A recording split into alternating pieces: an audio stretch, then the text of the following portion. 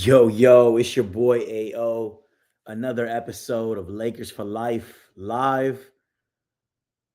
We're going to get into the Utah and Lakers game reaction. I was a little heated after this game. I'm not going to lie. A little heated after this game and felt like I had to come on, do a quick live, did my hitter, but I think there's a little more that we need to discuss in terms of why this was such a frustrating game. And it starts with just us playing down to our competition. And it's been trending since the road trip. Outside of the Milwaukee game, even though we had a half where we let them back into the game, made it into a game when we were up 30 at the half. But for the most part, we've had a pretty underwhelming start to game type of mentality for quite some time. And this game was no different. I think to start, this Rui Hachimura experiment in the starting lineup with LeBron back is not working. And it takes away from any type of intensity or tone setting you're trying to establish for a game. Marcus Smart is one of our few defenders on this roster that brings that mentality. And if you're looking at plus minus, I'm not a big fan of plus minus. He had a big plus minus night. You need to insert him in the starting lineup and get the game going. And maybe even take players out of a game that otherwise could have a good game because you have that tone setter on defense in Marcus Smart.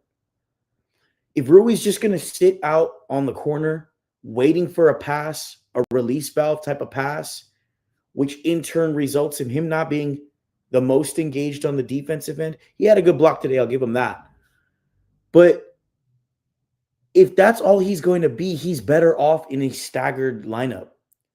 Start with Marcus Smart, bring Rui in for LeBron, and then start your rotations that way.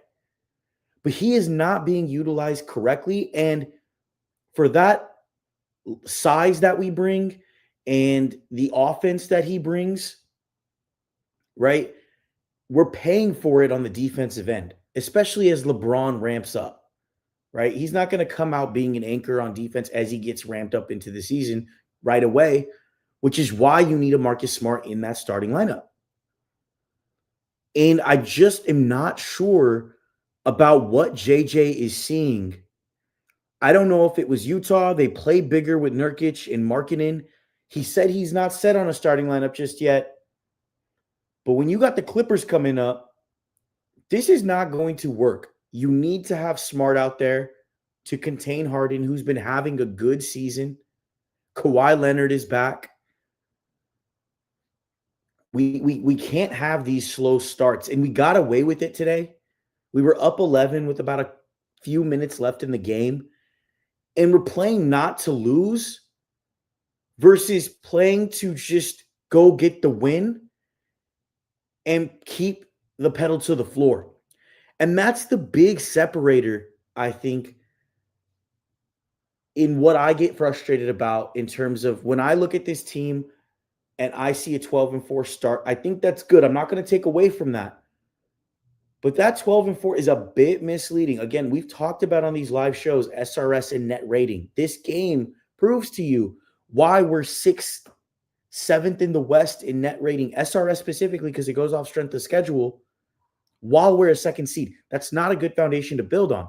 When you got teams like OKC beating the bricks off of any opponent that they face, with still no J-Dub. They had a 50-point turnaround in 2 quarters against this very same Utah Jazz team. They are 17-1 and could probably take a game off and say, hey, we're cool today. We 17-1. We're at top of the West. We're beating everyone. Maybe we're all right. Every player on that roster plays to annihilate the other team. And if another team comes and plays perfectly, catches them slipping, hits shots, you'll live with it. But they are giving you their best every night. as the defending champs. And that's the bar I'm holding this team to. That's the only bar you should be holding them to.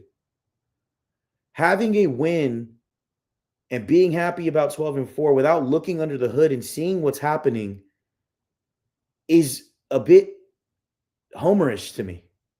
And I'm big on that. Like, it's okay to be a fan and be critical of the team when you're seeing trends.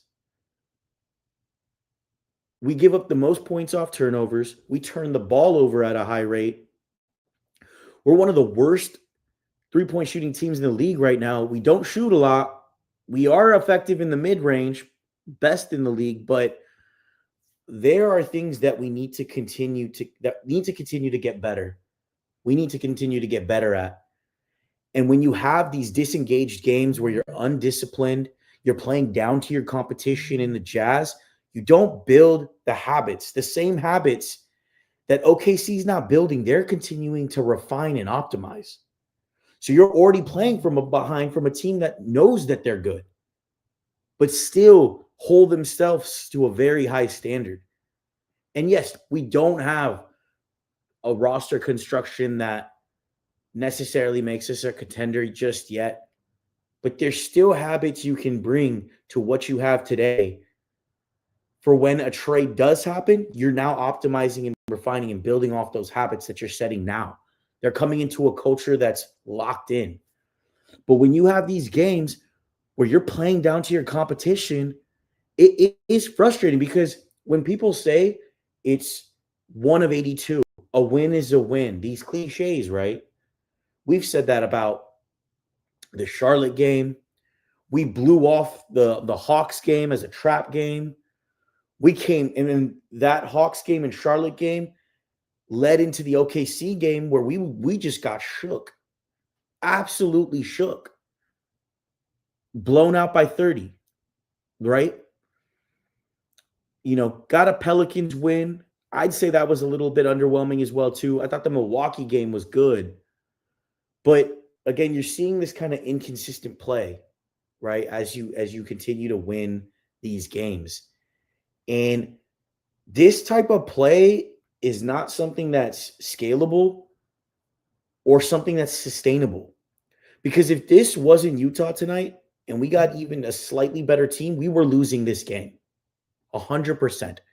They only put up 106 points, but that was because they just had an off night shooting the ball.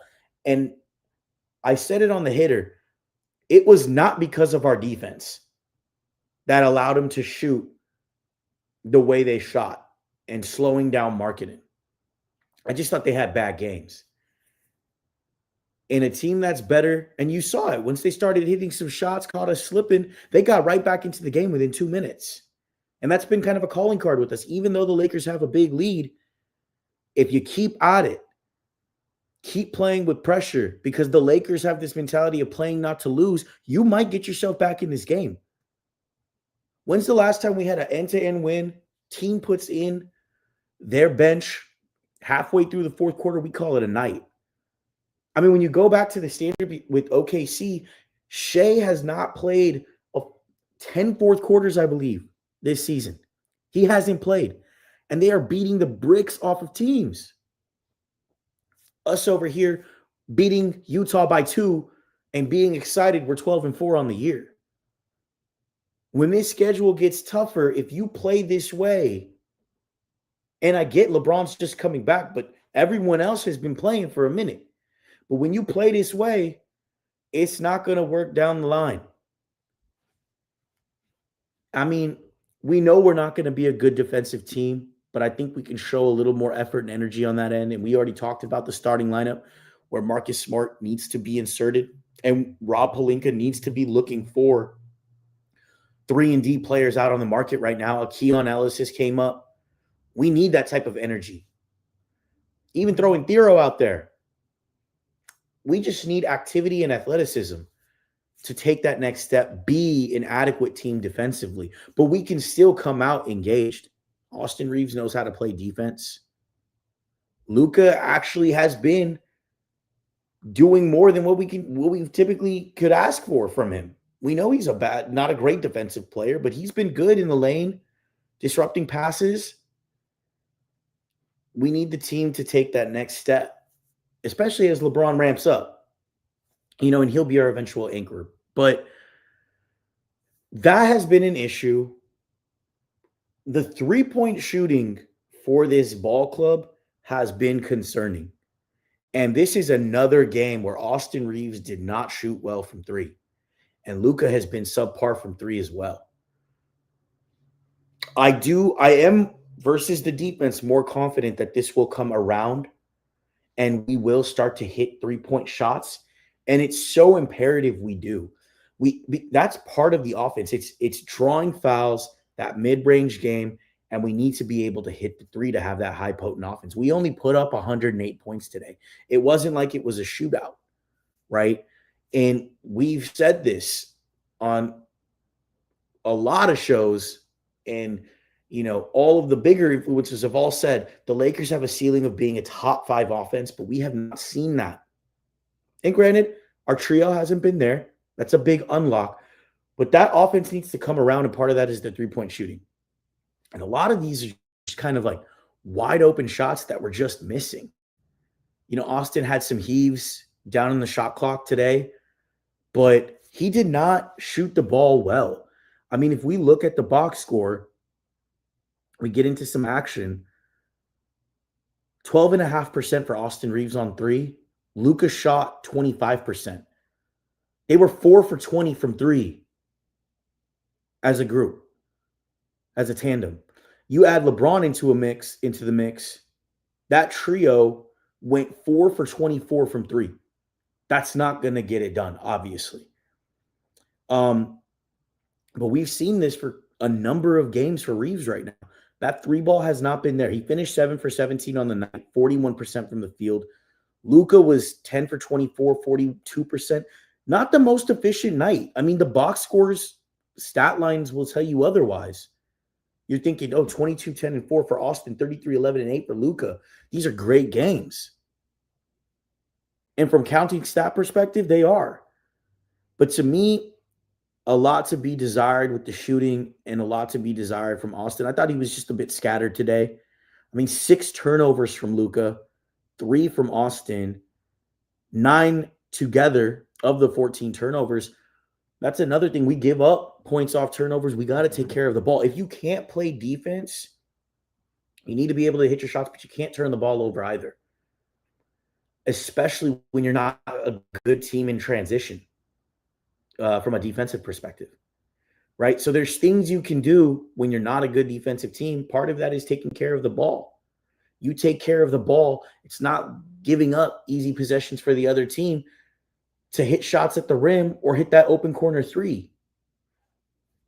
So a lot to still be desired with the offense. Rui Hachimura ended up with 13 points, 6 rebounds, 4 for 8, 50% from the field. He didn't end the game. I thought that was a big indicator. Gabe, Kleber, they ended the game.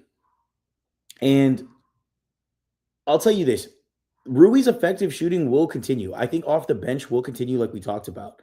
He plays a specific role. You stagger him with Luka. You stagger him with Reeves. You put him in the optimal lineups. You still give him his 25 to 28 minutes a game. I think he'll continue to do this. But what was surprising today was Kleber was probably our most active defender. He had a dunk today. I thought he was our most active defender. And that's concerning. This dude is ramping up as well. I mean, if you look at the plus minus, Marcus Smart had a plus minus of 18.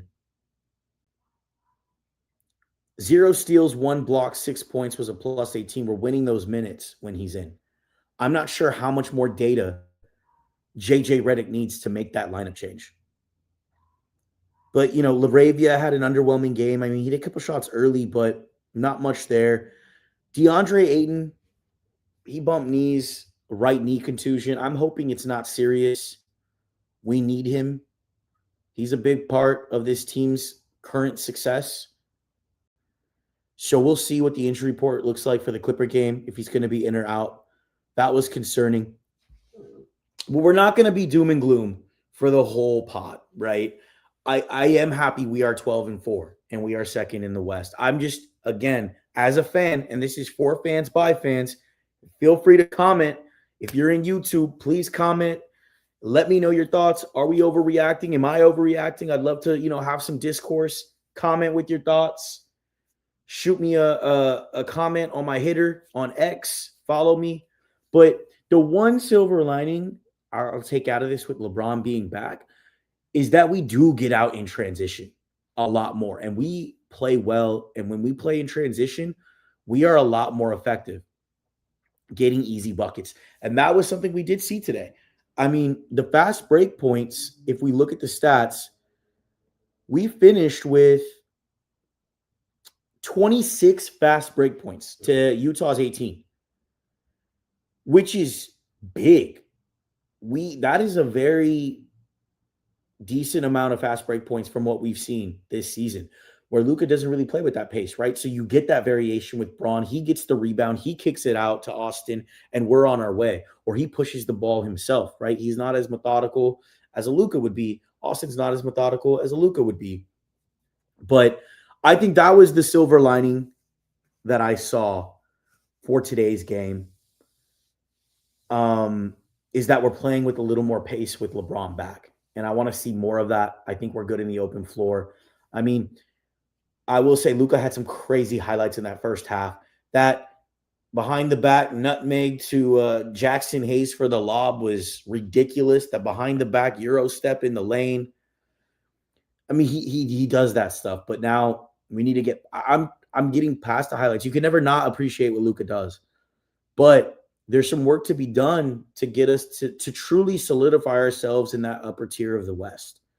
I think we've shown we can win games and grind stuff out in the clutch, but a lot of these games don't need to get to the points that they get to if we just stay engaged, stay locked in, stay disciplined, play true winning basketball end to end. And again, my barometer this season is going to be OKC.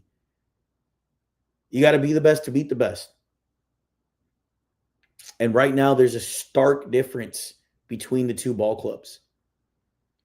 Not to say that we can't get to a place where we can actually compete, but these games where we're sluggishly kind of working through while OKC's beating the bricks off of a Utah, 50-point turnarounds, is just some stuff we got to figure out, and it's culture setting. It's bringing in players that can keep that culture up, keep that tone up as a role player. Marcus Smart's one of them. How do we get another? But I think with some changes to the rotations, especially that starting lineup, I think will be big. It looks like Vando is completely out of the rotation, as well as Dalton Connect. I was a little surprised by that. JJ goes with Gabe, and I thought Gabe had some moments today where he did play well defensively. He was being physical. He's doing everything he could do at his physical frame and stature. But it's not enough. We could make some changes internally, and I think it's a lot of just what type of team do we want to be? And if we're going to be adequate on the defensive end or average, then you have to be locked in offensively. And you can't take plays for granted, turn the ball over. You need to stay crisp on that end and continue to annihilate that team's defense, the opposing team's defense, and make them go, man, we cannot stop this team outside of them just missing a shot. So we have to really be more of an imposing force on the offensive end. And I didn't see any of that today. So I wanted to hop on live, talk to y'all. It's not doom and gloom. We are 12-4, and it's dope. But I'm not. One thing you'll know about me as you continue to watch my episodes, I keep it real. I'm a fan. I'll overreact. You know what my bar is. It's being the best. And I think there's potential to be there, which is why I hold them to a different standard. I get pissed off after certain games when others might be excited or happy, But if you want some real stuff, and hey, you may not agree with me. I'd love for y'all to tell me what's up. Hey, Ayo, look at it from this angle, and let's talk about it. So, we got the Clippers coming up next. Harden's playing some good basketball. I do think Smart should start that game. I've exhausted that topic. to put on a James Harden, make it difficult for him. I think that's a great game to start Marcus Smart. And the Clippers, they're not having a great season. Kawhi's back. They had a rough game against Cleveland, but they're not going to be a slouch. They get up. They get up to play us. They get up to play us, and we need to come out with a little more than what we showed today, and have our heads straight, be dialed in, engaged from the tip. Who knows if we have DeAndre Ayton or not? If we don't, it's next man up. They got Big Zoo over there who gets active on the boards. He's a force down low. Jackson Hayes is going to have his hands tied. Maxi Kleber may have to come in there and do his thing too. But we need to start holding this team to a higher standard. The standard that a 12-4 team should be held to. I don't think that's unfair to ask or to expect. Is to start raising the bar as we progress through the season. Okay, we're 12-4. That's fantastic. It's not taking anything away from that, but let's continue to strengthen that foundation. So we'll see. We got the Clippers up next. I'm always hyped when we play them. I am not a Clipper fan whatsoever. I have not been in Intuit Dome. Probably won't ever go there. Just off of sheer principle. That's just me though. But I want to beat the bricks off of them. And I want us to have a good end-to-end game. Sometimes results don't shake out the way you want, but if you play a competitive game, you can hang your hat on that and move on to the next one, right? We play the Clippers playing like this, we would have lost by 10 to 15 points. I'll tell you that. We didn't do anything to stop Utah today. They're just missing shots. Plain and simple. And you're talking about we won by 2. They took away that 3 where Sensabaugh, had his foot out of bounds. Think about that. You know what I mean? We're talking about a one play goes the wrong way. We lose this game. Right? Marcus Smart picks up that foul at the end of the game. Who knows where this could have been. Laurie started to get it going at the end.